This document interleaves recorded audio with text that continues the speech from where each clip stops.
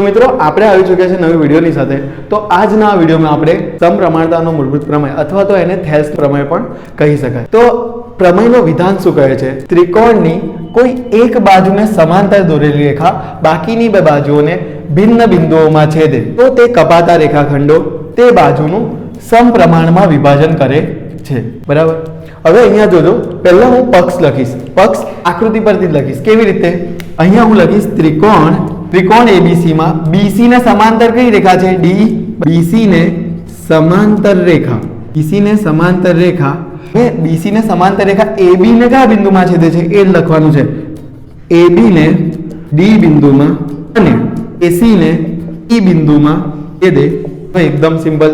ત્રિકોણ ABC માં BC ને સમાંતર રેખા AB ને D બિંદુમાં અને AC ને E બિંદુમાં છેદે છે.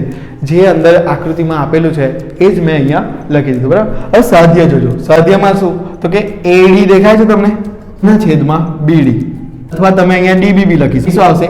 AE માં થઈ ગયું તમારું સાધ્ય. અહીંયા આવી જાઓ સાબિતી પર. સાબિતીમાં આપણે પહેલા આકૃતિથી શરૂઆત કરીશું. તો અહીંયા જે B અને E દેખાય છે ને, આપણે પહેલા એમને જોડી દઈશું. બરાબર. BE અને અહીંયા આપણે લખીશું કે ભાઈ BE અને EC ને જોડતો. એ અહીંયા આપણે છે ને કરીશું અને અહીંયા આપીશું અહીંયા અને આને આપીશું M. તો અહીંયા જોજો, EN લંબ AB દોરતા. હવે તમે અહીંયા આમ કરીને જુઓ ને તો આ જે E છે બરાબર અને આ N છે અને આ AB પર છે.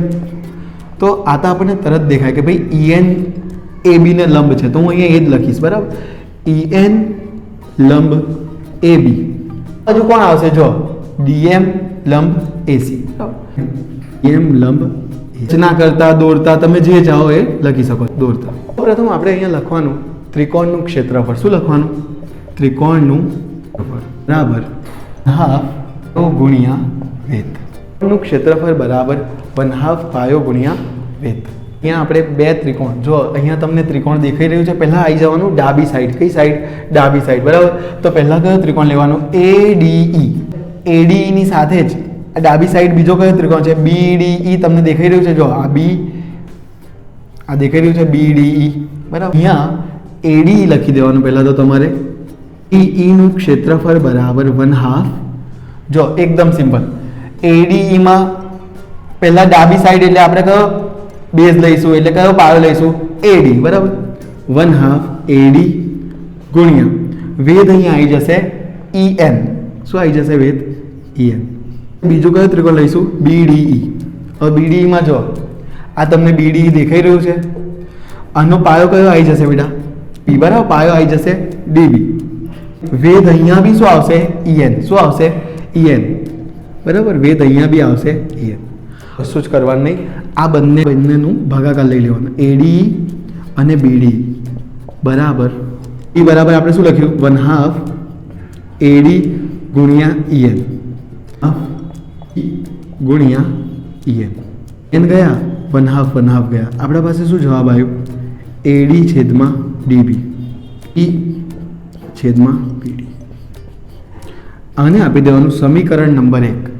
આપી દીધું. કેટલું સિમ્પલ છે. પહેલા આપણે શાના માટે લીધું? તો ડાબી સાઈડ માટે. ડાબી સાઈડમાં ADE અને BDE લઈ લીધા. બરાબર. હવે આપણે જમણી સાઈડ આવી જઈશું. જમણી સાઈડ ફરતી આપણે લઈશું ADE.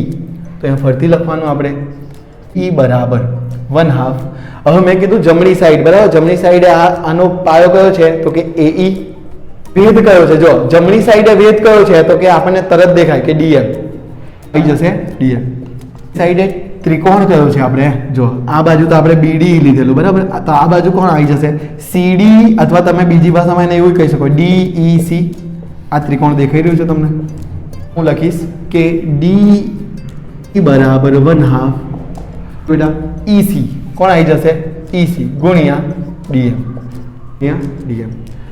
એનો ભાગાકાર લઈ લઉં છેદમાં DEC બરાબર 1/2 અને DM 1/2 ઉડી જશે, DM ઉડી જશે. શું જવાબ આવશે? AE છેદમાં EC. સમીકરણ નંબર 2. અહીંયા તમે જો, અહીંયા જો BDE અને DEC એક જ પાયા DE પર આવેલા છે.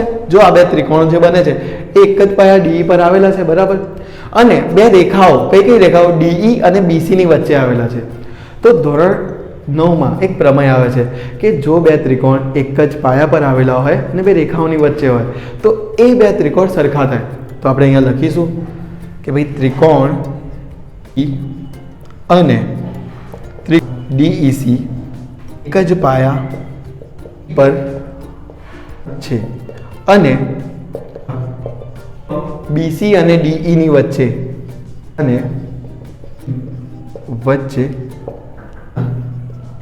છે, બરાબર.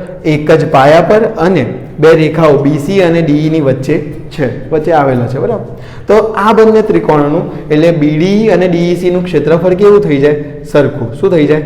BE અને DE અને DEC નું ક્ષેત્રફળ કેવું થઈ જાય? સરખું. આને આપી દેવાનું સમીકરણ નંબર 3. હવે સમીકરણ 1, સમીકરણ 2 અને સમીકરણ 3 પરથી આપણે આવું લખીશું. શું લખીશું? સમીકરણ 1, 2, 3 પરથી સાધ્ય દેખાય છે, તમે બેઠું લખી દેવાનું. શું સાધ્ય શું છે? તો કે ભાઈ AD છેદમાં DB બરાબર AE છેદમાં EC. મારો પ્રમેય